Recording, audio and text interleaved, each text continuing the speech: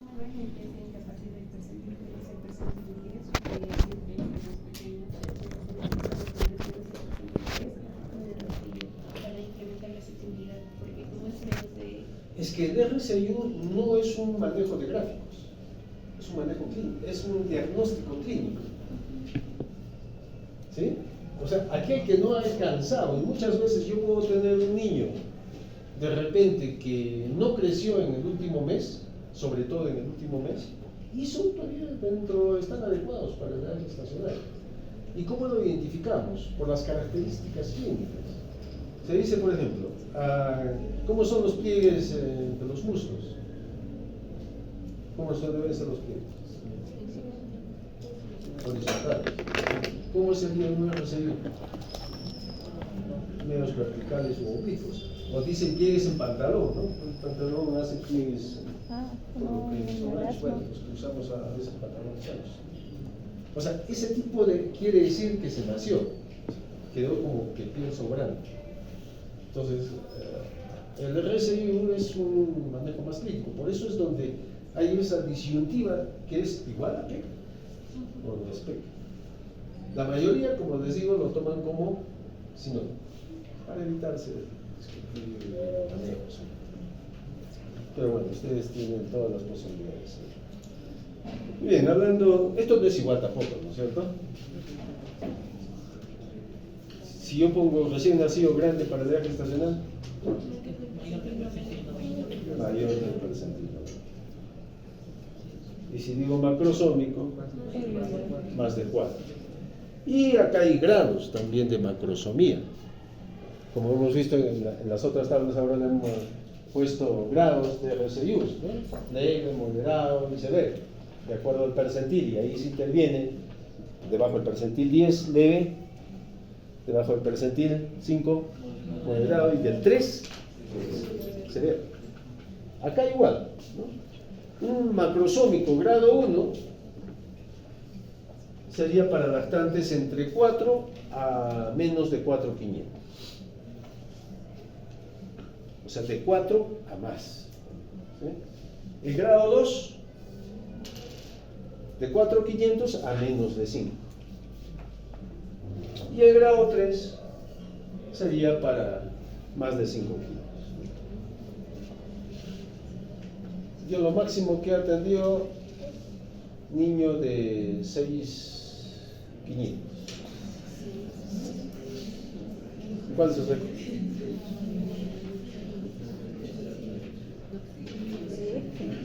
¿Cuánto creen que es el peso que más grande al nacer? Creo que ya está de 8.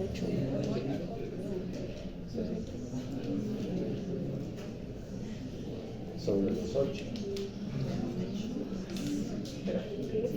Pero eso estamos hablando de hijos de madre diabética. ¿Cuánto se encontró? 10.2. 10.2. Estaría que era más de 8. Pobre ama. O sea, lo que iba a atendido era chiquito.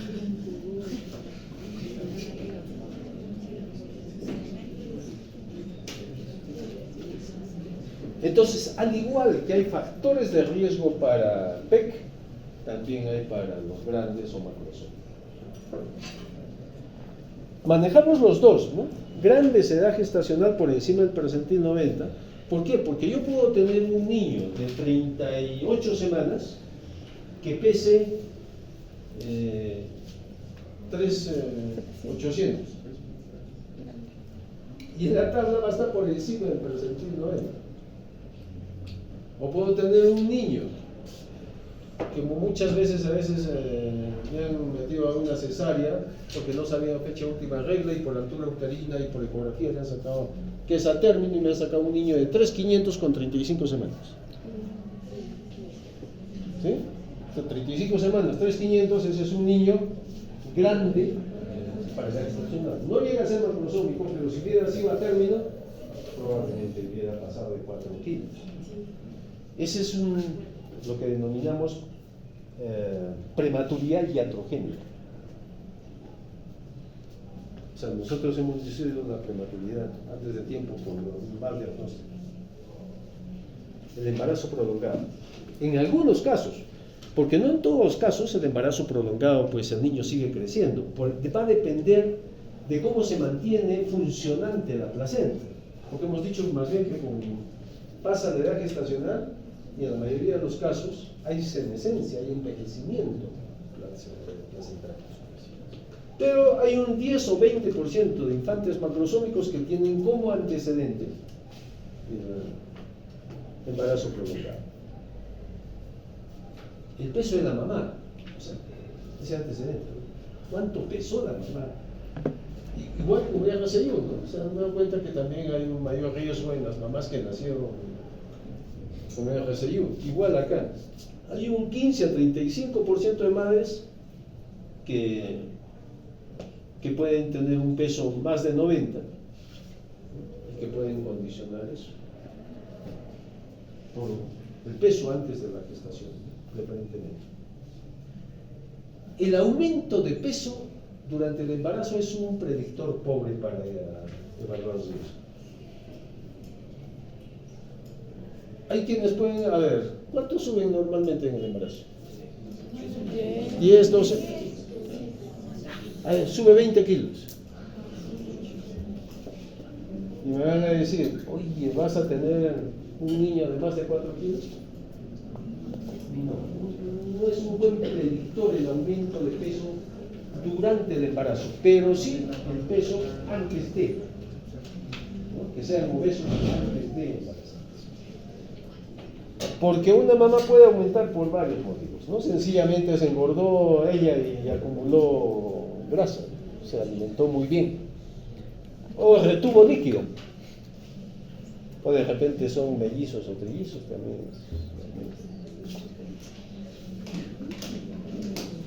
Así que este es un predictor pobre. La multiparidad siempre va aumentando, ¿no? Conforme aumenta el número de embarazos.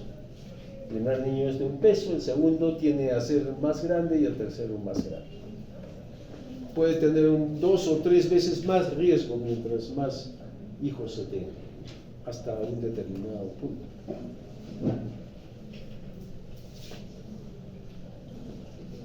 La macrosomía en embarazo previo, si ya tuvo un hijo macrosómico, tiene 5 veces a 10 veces más riesgo de volver a tener otro niño macrosómico. El sexo masculino, 60-70% de los macrosómicos son varones. La macrosomía de la mamá, 3 veces más riesgo. Y otras formas de hiperinsulinemia fetal independientemente de la diabetes. ¿En qué caso? Por ejemplo, la eritroblastosas hacen hiperinsulinemia. En el caso de síndrome Wittmann, que es una alteración cromosomial, ¿no? De varios cromosomas que se juntan ahí y es de tipo recesivo, pues puede haber también hiperinsulinemia, organomegalia. El hijo de madre diabética es lo más común. Ahora, no todas las madres tienen hijos macrosómicos, no todas las diabéticas tienen hijos macrosómicos. Más o menos se puede dividir en un tercio. 30% pueden nacer macrosómicos, 30% pueden nacer con peso y 30% pueden ser pequeños. Entonces, ¿y por qué tienen que nacer pequeños? ¿Qué saben de diabetes?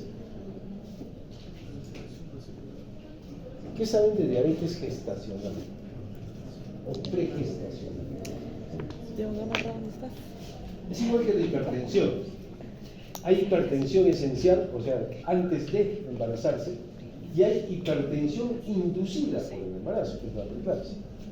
Igual, yo puedo tener una mamá diabética que se embaraza, o no era diabética, pero en la gestación se produce una diabetes, que es la diabetes gestacional.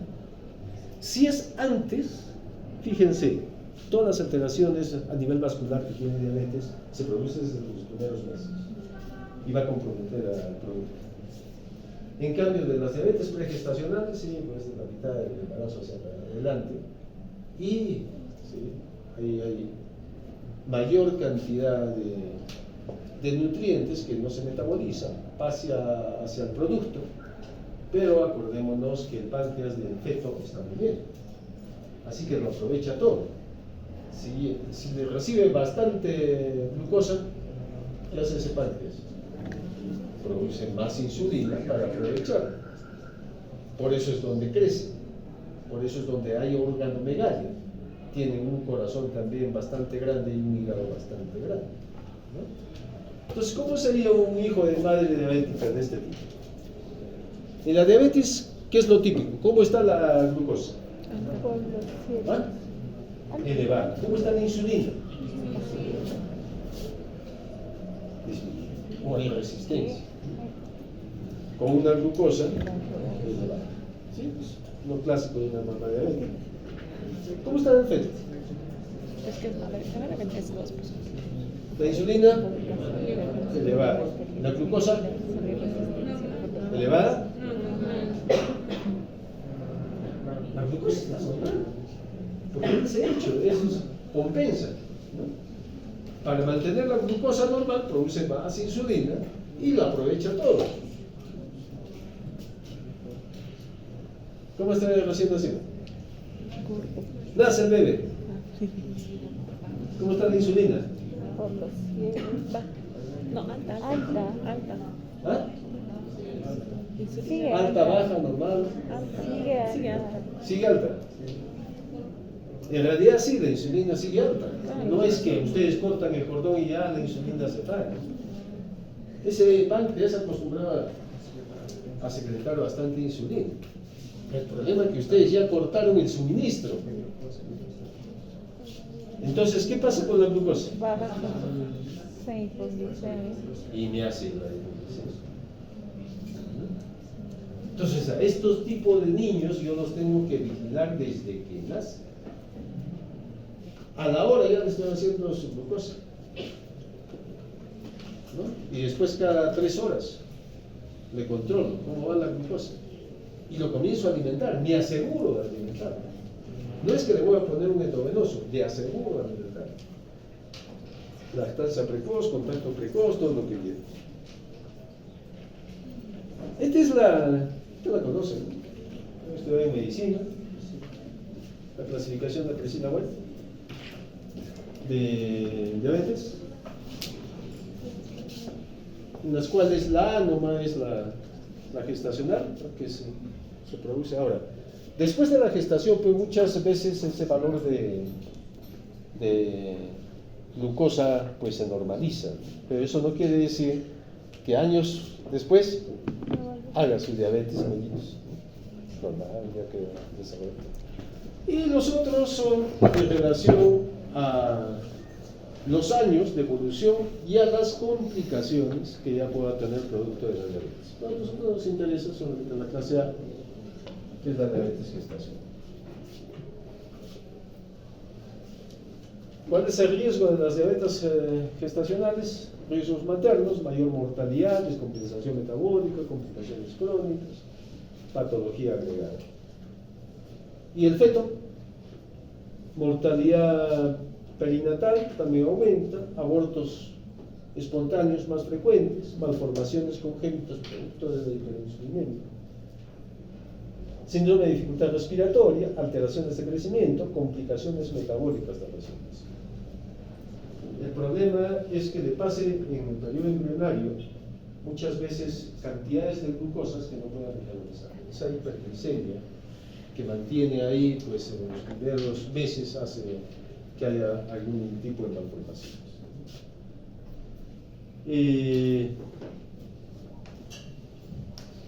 El asunto es que yo lo que tengo que evitar es que esa mamá se descompense.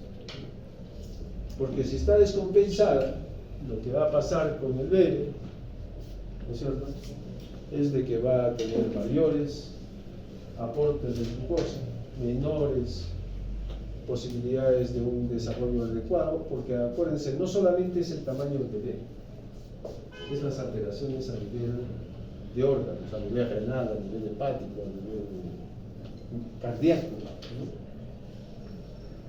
Ahora, la liberación de insulina va a depender de la maduración y de la edad gestacional,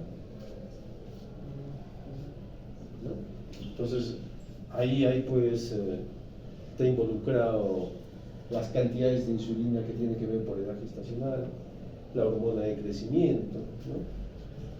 Que conducen a una metabolización y a un depósito de grasa y de aumento de tejido. Si el niño es grande, ¿qué problemas va a tener? Va a tener problemas al nacer, va a tener problemas de traumas obstétricos, va a tener problemas de asfixias, va a tener problemas de sufrimientos fetales agudos, probablemente van a nacer por cesárea. Ayer hemos batido un récord de cesáreas en el hospital. ¿5? En 24 horas ha habido 12 partos. 12 partos en 24 horas. Yo estuve en el día y atendí a 7. En la noche hubo 5.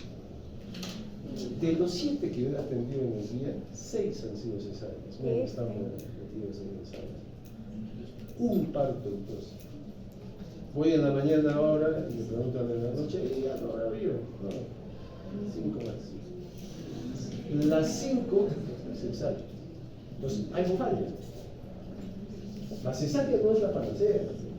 Lo que pasa es que hay más de 20 ginecólogos. Y eso es malo, creo. Creo que mejor estaban los obstetras. Como los obstetras no hacen cesárea, mejor hubiera sido que no haya mucho ginecólogo, ¿no? Aunque no es que más vía vaginal. Y a los cuales, ¿cuál es la indicación? Cesárea anterior, oligohidratos, trabajo de parto fase latente, amenaza de parto vaginal, ¿no? Es la principal causa de cesárea en una clínica, ¿no es cierto? Amenaza de parto vaginal, que se les salga por abajo.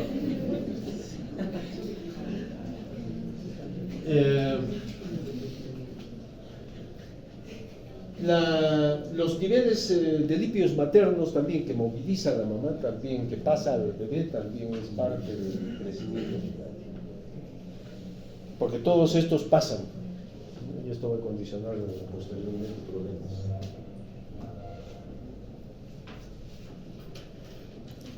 Problemas perinatales, lo que les mencionaba en mi experiencia.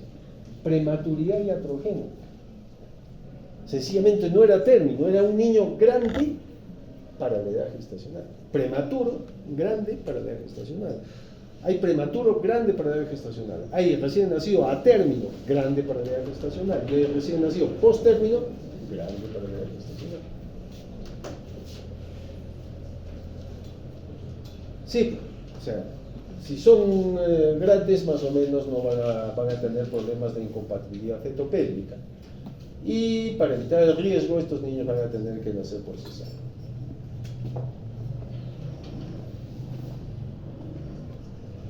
Las distocias de hombro, lo hemos visto en trauma obstétrico. Y todavía peor, porque estos macrosómicos, ¿han visto ya algún niño macrosómico? Son de hombros bien amplios, ¿no? Parecen esos jugadores de fútbol americano. Entonces no sale el hombro. Entonces, ¿cómo es el parto? Sale uno y después giran al otro, ¿cierto? Pero estos no se acomodan de esa manera, así que tienen riesgo de fractura uterina, de fractura de clavícula y lesiones del plexo, parálisis de Ehrlich, parálisis de Plunk. Todas las traumas que puedan suscitarse son más frecuentes en un macrosómico. La distocia de hombro va en relación al peso. Por ejemplo, 1 de cada 333 en niños con peso normal. 1 en 21 en niños mayores de 4 a menos de 4,500. Y fíjense, 1 de 11 en niños mayores de 4. Entonces, como que uno no se va a jugar con eso.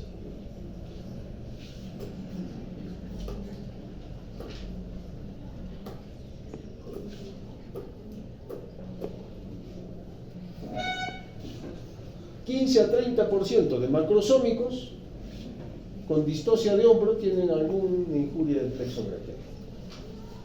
Y eso es bastante, casi la tercera parte. Entonces, ¿qué me tienen que hacer? Vigilar, hacer un buen examen, ¿no? Macrosómico, busquen traumas. Es bastante, ¿no?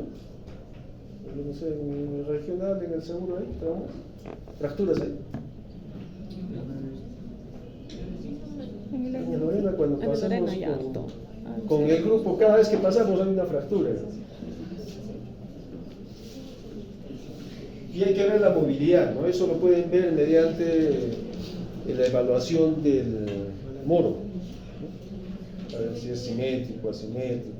Y la palpación para ver si hay asimetría o crepitación. 70-80% de estas injurias del plexo braquial, cuando ven que hay alguna alteración en el movimiento del miembro superior, pues se resuelven durante el primer año. Hay otros que pueden quedar con alguna secuela en los siguientes años, y hay otros que quedan permanente, un 5 o 10% que siempre quedan ahí, o más a veces. 1 a 5% injuria permanente. Tiene una manito hipotrófica que no desarrolla. Problemas neonatales, hipertensión pulmonar. ¿Por qué sería la hipertensión? Hipertensión es que los vasos sanguíneos están contraídos. ¿Y por qué? Porque la posibilidad de que nazcan asfixiados es grande. Entonces, niños que tengan ese problema, pues van a tener hipertensión pulmonar persistente. También dificultad respiratoria que pueden hacer por deficiencia surfactante. Y uno se pregunta, ¿por qué va a haber deficiencia surfactante en un niño macrosómico? Más bien debería tener el doble de un niño normal, ¿no? Es más peso. Por la hiperinsulinemia. Si hay hiperinsulinemia, eso interfiere con la producción de surfactante. Y también, si nace asfixiado y con aspiración meconial, el meconio interfiere con la función del surfactante. Entonces también puede haber eso. La hipoglicemia, que es otra de las complicaciones más frecuentes. Debido a la hiperinsulinemia, en los casos que haya hiperinsulinemia, pero no todos los macrosómicos tienen hiperinsulinemia. Por la policitemia, porque hay mayor consumo de glucosa. O por inadecuada ingesta calórica, si el niño no se alimenta la cantidad suficiente como para su tasa metabólica, que es más alta que si fuera un niño normal, ¿no es cierto?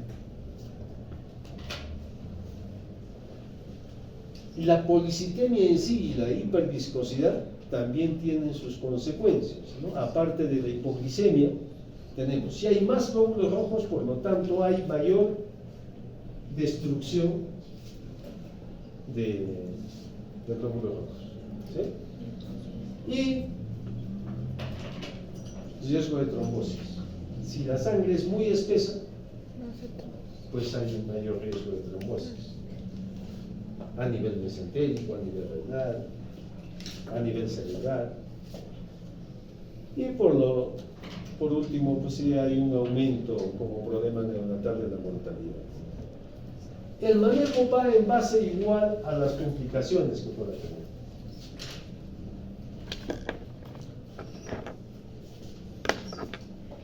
Estar preparado, porque son niños de mayor riesgo, al igual que el prematuro, al igual que el RCIO, pues tienen mayor posibilidad de nacer asfixiados. Por lo tanto, tengo que prepararme para la ordenación.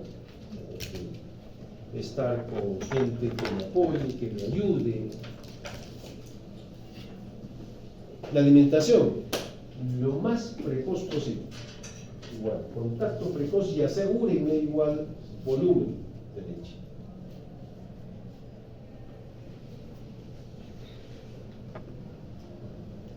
Traten de descartar cualquier complicación asociada o traumas o defectos congénitos.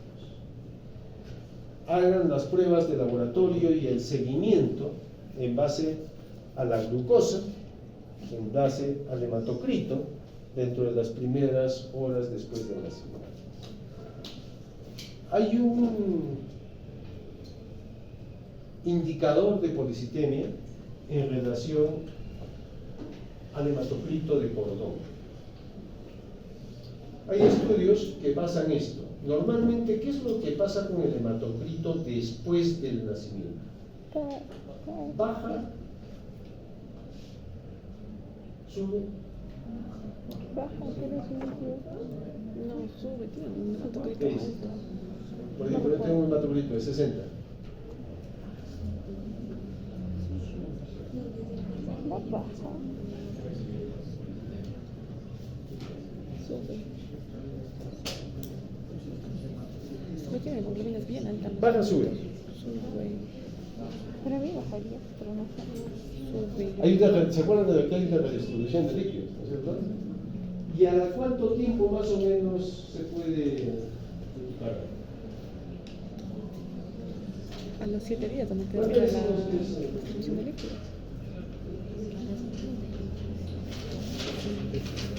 O sea, estoy hablando de, supongo, la verdad. Yo de 75.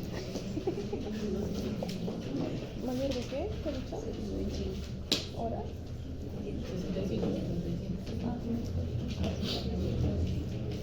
¿Cuántas veces he dicho cuánto es policitemia?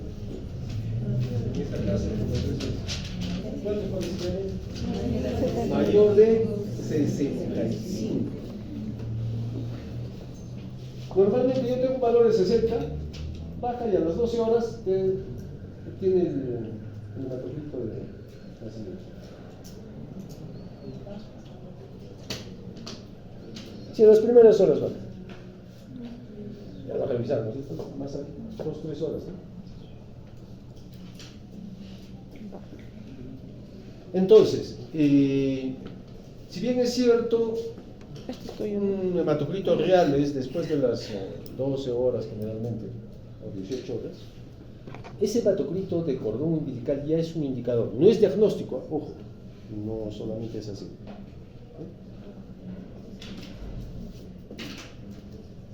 Si no hay ninguna otra cosa, ustedes a ese macrosómico lo toman, si no hay complicaciones, hacen la atención como si fuera cualquier niño normal. ¿Sí?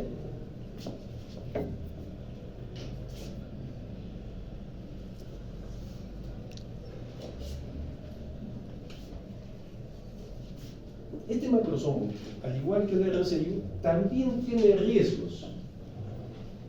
Tiene riesgos metabólicos posteriores, ¿no? A largo plazo. El macrosómico tiene mayor riesgo de obesidad y resistencia a la insulina. Igual. Hay que ver con mayores estudios si hay un aumento de incidencia de enfermedades del adulto como el RCU, que sí está demostrado, de dislipidemias, trigliceridemias, obesidad, hipertensión. Pero se entiende, ¿no? La patogenia del RCU pues es muy diferente. Acá no hay mayor compromiso. No será una hipertensión cardiovascular, sino más por la obesidad, por problemas del tipo de dislipidemias.